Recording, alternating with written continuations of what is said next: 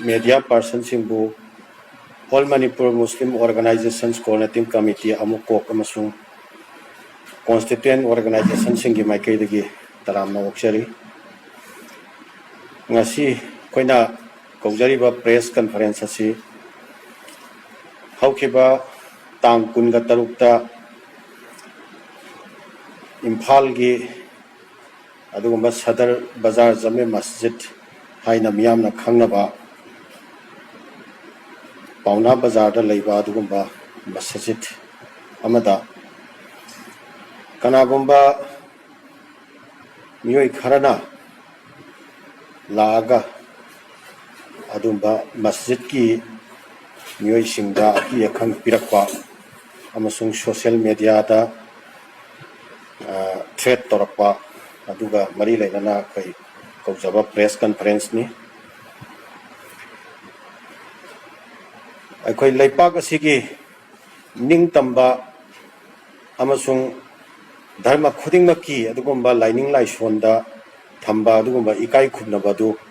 tungoinaraga masana masabu KKL ni haina masak takchaba adugumba miyoi kharana laaga masjid ki adugumba committee da telephone tawraga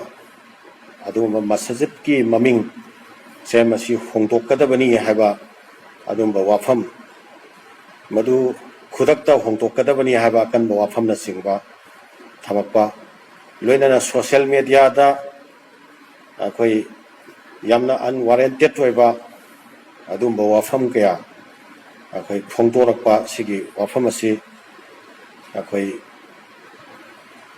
All Manipur Muslim Organizations Coordinating Committee amsung masige constituent organization sing loinana Manipur pangal khunai na masi taraina logde condemn tawi haiba dumba wafam se ahanbada thamjage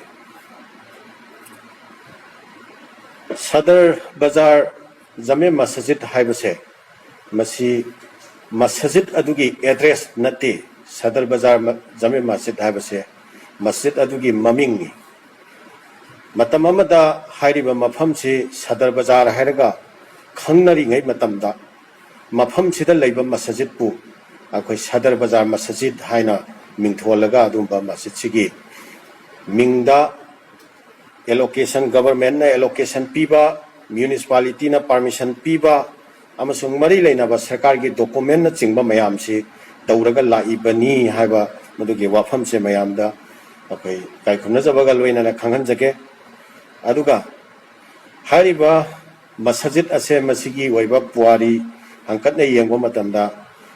English amaga sanipan maudraga tarukta matamduda adugumba leramba khigi kanoda bor sahib tagi akhoi lam se masjid ki damaktani haidana don pibina nanaba haijaraga masjid ki lam se pirawa matungda hariba masjid se masi establish tawrakhibani amasung hariba masjid se lisang sitna ngasi phawba miyam gi lai khurumpham akhoi prayer tawpham oina mafam si da akhoi leirakibani ngasi phawba yamna tekta kaidana khoi lamdam sida leiriba miyam punamakna hariba masjid sibu ikai khumnai amasung masjid sigi damaktani hairabati akhoi punamak kathokpada akhoi karigumba amata singnadana masjid sibu yamna luna khanjaba adumba miyam amakhak lamdam sida leibaga loinana sumaina lerakpa masjid ni hariba masjid sida Sadar Bazar haina panbase masi akhoi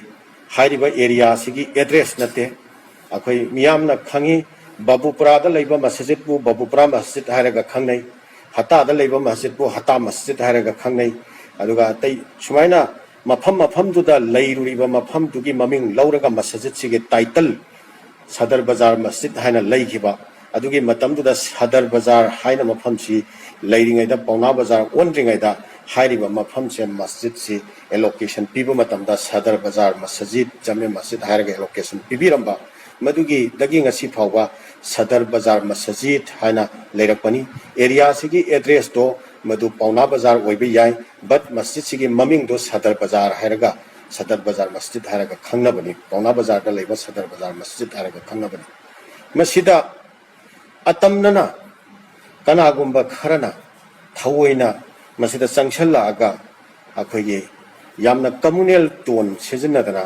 यामना फजदबा अखोई violence लाप तारगदी हाइबो वाफम से मसिगी अर्थ से करीनो मसिने अखोइना हंजनिंग violence प्रमलकेट तौननब violence incite तौननब गिदमक्ता मियोइ सिंगसिना अतमदना होनरब्रा हाइबदुगी वहंगदो मदु अखोइ थमजगे लमदमसिदा अखोइगे लेमिनरिबा अखोइ फुरुप मयामसे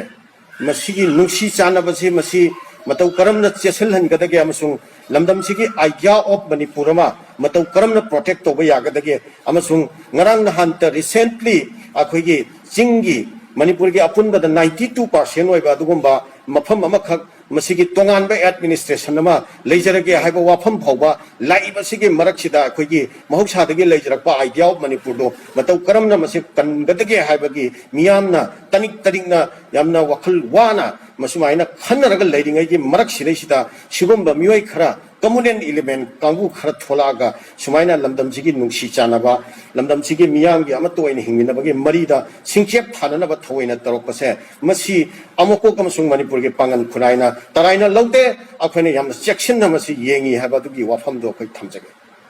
मसिगा लोइनना अदुगुंबा